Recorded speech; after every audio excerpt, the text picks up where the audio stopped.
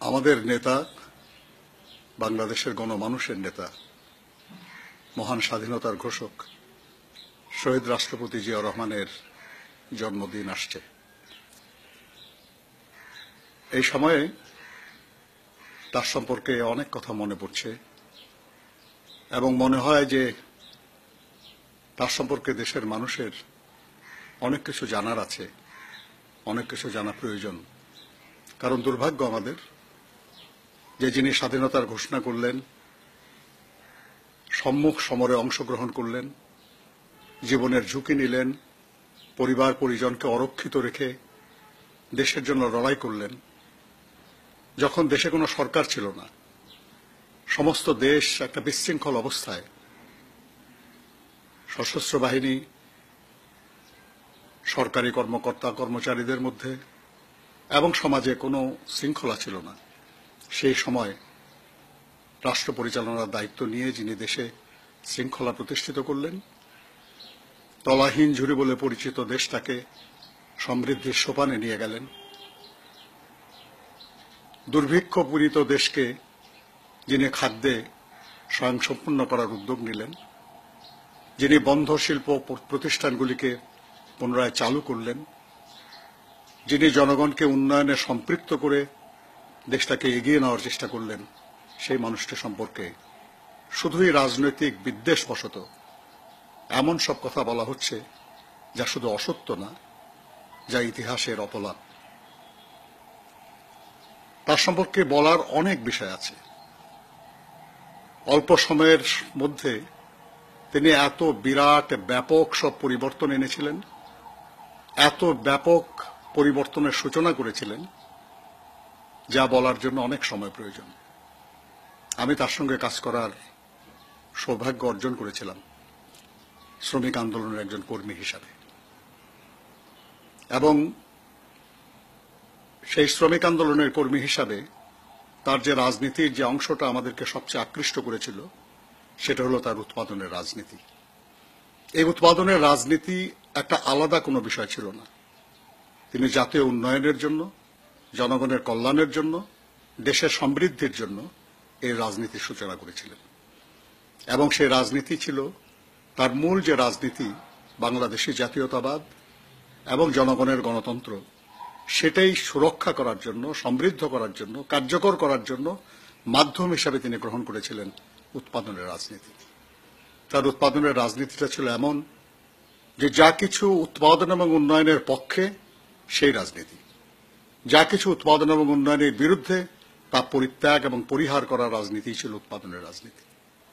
ব্যাপারটা সহজভাবে বলা মুশকিল, কিন্তু তার কার্যক্রম যদি আমরা দেখি, পর্যালোচনা করি, তাহলে আমরা বুঝব যে তিনি এটাকে আত্মস্থ করেছিলেন এবং বাস্তবায়নের জন্য সঠিক পথ নিয়েছিলেন।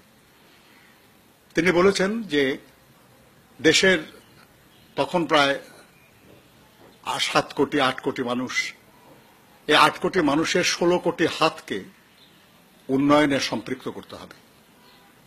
দেশের জনসংখ্যার অর্ধেক নারী, তাদেরকে তিনি উন্নয়নে সম্পৃক্ত করার জন্য মহিলা এবং শিশু বিষয়ক মন্ত্রণালয় করলেন।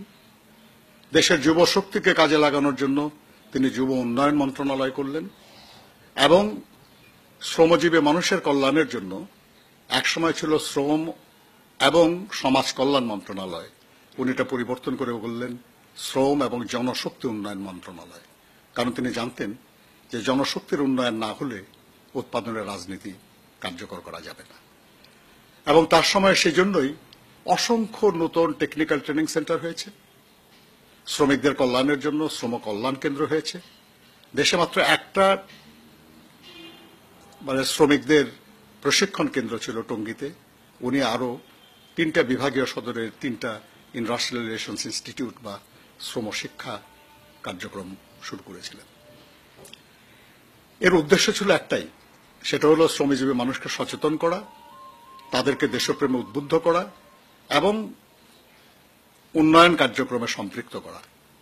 এবং সে কারণেই তিনি যেটা সম্ভব করতে পেরেছিলেন সেটা হলো যে এর আগের সরকারের আমলে, আওয়ামী লীগ সরকারের আমলে, যখন কলকারখানাগুলি বন্ধ হয়ে যাচ্ছিল, উৎপাদন কমে যাচ্ছিল, লোকসানি প্রতিষ্ঠানে পরিণত হচ্ছিল, তখন তিনি সেই শিল্পগুলিকে পুনরায় চালু করতে পেরেছিলেন। যেখানে এক শিফট চলতো সেটা 2 শিফট, যেখানে 2 শিফট ছিল সেটাকে 3 শিফটে চালু করেছিলেন। নতুন নতুন শিল্প করেছিলেন।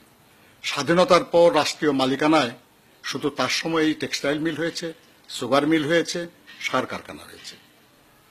এবং তিনি প্রাইভেট সেক্টরকে উৎসাহিত করলেন এবং নতুন নতুন শিল্প প্রতিষ্ঠা হতে থাকলো। আমরা যদি বলি যে উৎপাদন, এই উৎপাদনের ক্ষেত্র শুধু কৃষি এবং শিল্প না, অনেক কিছু। সার্ভিসও একটা উৎপাদনের সেক্টর।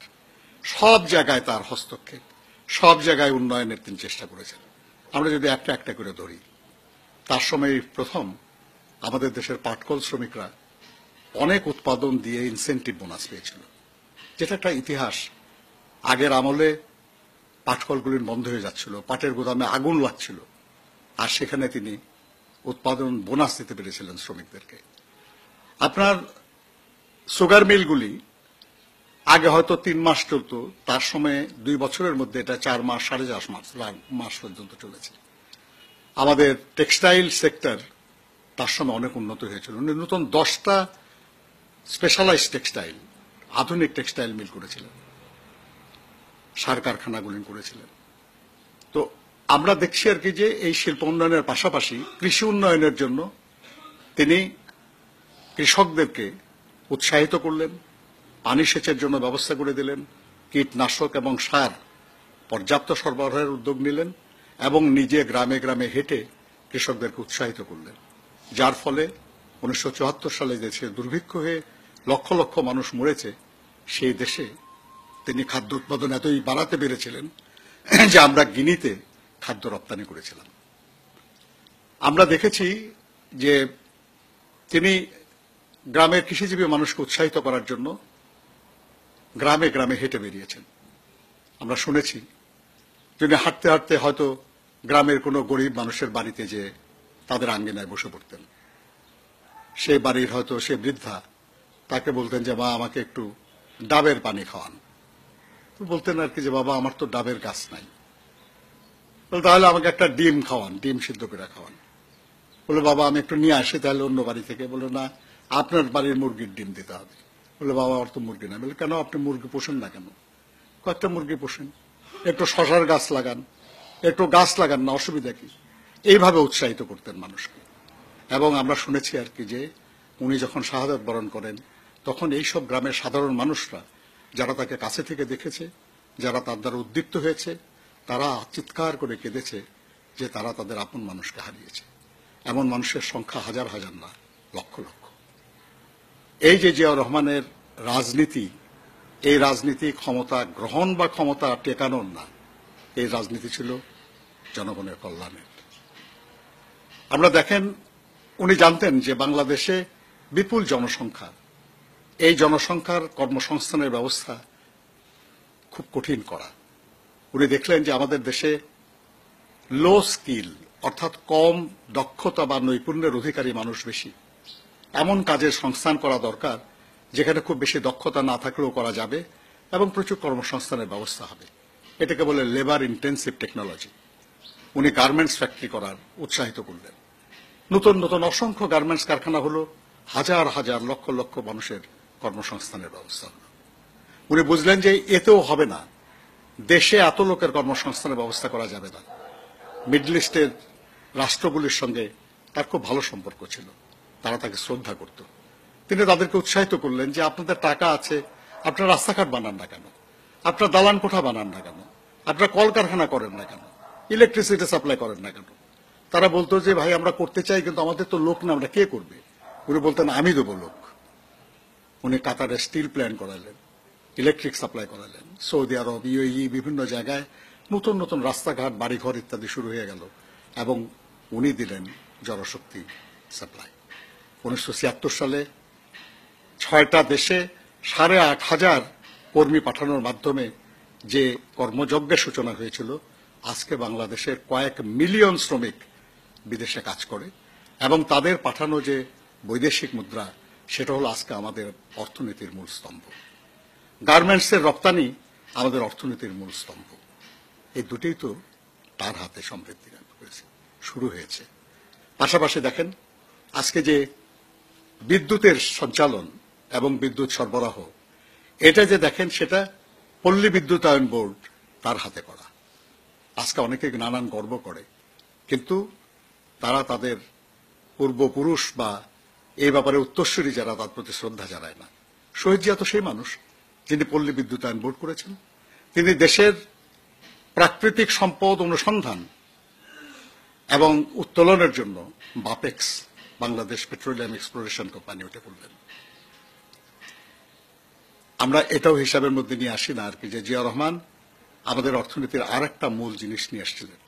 আমাদের সমুদ্র পড়ে আছে দক্ষিণাঞ্চলে, এই সমুদ্র আনট্যাপড ছিল, এখানকার কোনো সম্পদ আমরা অর্জন করতে পারলাম না। উনি উৎসাহিত করলেন ব্যবসায়ীদের, প্রথম ফিশারিজ কর্পোরেশনকে দিয়ে করলেন, তারপরে উৎসাহিত করলেন মানুষদেরকে, লোন দিলেন এবং ট্রলার নেওয়া হলো এবং সেটা দিয়ে মাছ শিকার করে আমরা বিদেশে রপ্তানি শুরু করলাম। গ্রামের মানুষকে কাজে লাগানোর জন্য ক্ষুদ্র এবং কুটির শিল্পের প্রসার ঘটালেন এবং রপ্তানির ব্যবস্থা করে দিলেন। এরকম অসংখ্য অসংখ্য অসংখ্য দৃষ্টান্ত দেওয়া যাবে যে তিনি উৎপাদনের রাজনীতি কথা বলেন নাই, শুধু উৎপাদনের রাজনীতি বাস্তবায়ন করেছিলেন। শ্রমজীবী মানুষকে উদ্দীপ্ত করেছিলেন, কৃষককে উদ্দীপ্ত করেছিলেন, নারীদের উদ্দীপ্ত করেছিলেন, শিল্পপতিদের উদ্যোক্তাদের উদ্যোগ করেছিলেন এবং এই সবকিছুর মাধ্যমে তিনি তার রাজনীতিকে এগিয়ে নিয়েছিলেন। আর তার ফলে বাংলাদেশ তলাহীন ঝুড়ির অপবাদ ঘুচিয়েছে। বাংলাদেশ বিশ্বে একটা উন্নয়নের রোল মডেল হিসেবে তখন প্রতিষ্ঠা লাভ করেছিল। দুর্ভাগ্য আমাদের যে তার পরবর্তী পর্যায়ে আমরা দুর্বল হয়ে পড়েছিলাম এ ব্যাপারে। আমাদের বাজেট শতকরা প্রায় 100% পরনির্ভরশীল হয়েছিল স্বৈরাচারী এরশাদের আমলে, যেটা আবার পুনরুদ্ধার করেছিলেন দেশনেত্রী বেগম খালেদা জিয়া। আমি আপনাদের একটু সবার যারা শুনছেন এটা আর কি, তাদের জন্য আমি আমাদের দলের ঘোষণাপত্র থেকে একটু অংশ পাঠ করতে চাই যে শহীদ জিয়া সেই সময়ে কতখানি দূরদৃষ্টি সম্পন্ন মানুষ হলে, কতখানি দূরদৃষ্টি সম্পন্ন নেতা হলে এরকম কিছু ভাবতে পারতেন, যেটা উল্লেখ তিনি করেছেন, যেটা আমাদের রাজনীতির মূল মন্ত্র, অর্থাৎ আমাদের ঘোষণাপত্র।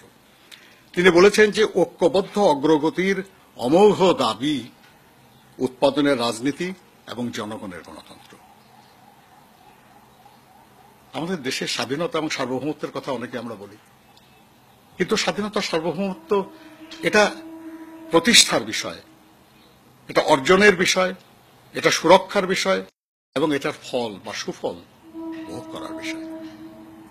জাতীয় উন্নয়ন না হলে, গণতন্ত্র না থাকলে এর কোনোটাই অর্জন করা যায় না বা এর কোনোটাই ভোগ করা যায় না। আজকে আমরা সমাজের একটা শ্রেণীর মানুষ ক্রমান্বয়ে আরো বড় হচ্ছে, আর বিপুল সংখ্যাগরিষ্ঠ মানুষ আরো দরিদ্র হয়ে যাচ্ছে, কারণ আমরা উৎপাদনের রাজনীতির পথ থেকে সরে গেছি। আমরা সাধারণ মানুষের কল্যাণের জন্য কাজ না করে আমরা একটা শ্রেণীর মানুষের কল্যাণের কাজ করছি, আর তাদের উপার্জনের এভারেজ ধরে বলছি সারা দেশের মানুষের উন্নয়ন হয়েছে। কিন্তু আমরা জানি যে দেশের বিপুল সংখ্যাগরিষ্ঠ মানুষ এখনো দারিদ্র্য সীমার নিচে বাস করে। তিনি বলেছেন যে জাতীয় ঐক্য এবং একতাবদ্ধ প্রয়াসের মাধ্যমে সার্বিক উন্নতি ও প্রগতি আনার জন্য যা দরকার তা হচ্ছে জনমুখী রাজনীতি, যে রাজনীতি জনগণের কল্যাণে নিবেদিত হয়। উৎপাদনের রাজনীতির জায়গায় যা যিনি বলেছেন আর কি, যে জনমুখী রাজনীতিকে অবশ্যই সামাজিক ন্যায় বিচার ভিত্তিক, মানবমুখী, অর্থনৈতিক উন্নয়ন ও সমৃদ্ধি অর্জনের জাতীয় প্রচেষ্টার সঙ্গে অঙ্গাঙ্গিভাবে সংশ্লিষ্ট হতে হবে। রাজনীতিকে বিভ্রান্তির গোলকধাঁধা থেকে মুক্ত করার যে প্রচেষ্টা শুরু হয়েছে তার ইতিবাচক তাৎপর্যকে জাতীয় জীবনে স্পষ্টভাবে প্রতিফলিত করতে হলে সকল দেশপ্রেমিক শক্তিকে সম্মিলিতভাবে উৎপাদনমুখী রাজনীতির চর্চা অব্যাহতভাবে চালিয়ে যেতে হবে। এই যে উৎপাদনমুখী রাজনীতি, আমি প্রথম বলেছি, এই রাজনীতিটাই হলো সেই রাজনীতি যে রাজনীতি সর্বতোভাবে উৎপাদন এবং উন্নয়নের পক্ষে, যা কিছু এবং যে কেউ তাকে সহযোগিতা করা, আর উৎপাদন এবং উন্নয়নের বিপক্ষে যা কিছু এবং যে কেউ তার বিরোধিতা করা। এই হলো শহীদ জিয়ার উৎপাদনের রাজনীতি। শহীদ জিয়া আজ আমাদের মাঝে নেই, কিন্তু তার আদর্শ আছে। দেশনেত্রী বেগম খালেদা জিয়ার নেতৃত্বে তার গড়া দল বিএনপি আছে। দেশে লক্ষ লক্ষ কোটি কোটি মানুষ আছে যারা শহীদ জিয়াকে ভালোবাসেন, যারা বিএনপিকে সমর্থন করেন। নানা অত্যাচার নিপীড়নের মুখেও তারা কাজ করছেন এখন। আমি বিশ্বাস করি আগামী দিনে আল্লাহর মেহেরবানিতে রাষ্ট্র পরিচালনার সুযোগ পেলে শহীদ জিয়ার এই উৎপাদন এবং উন্নয়নের রাজনীতি আমরা বাস্তবায়ন করব ইনশাআল্লাহ, এবং দেশ এবং দেশের মানুষের কল্যাণ করব।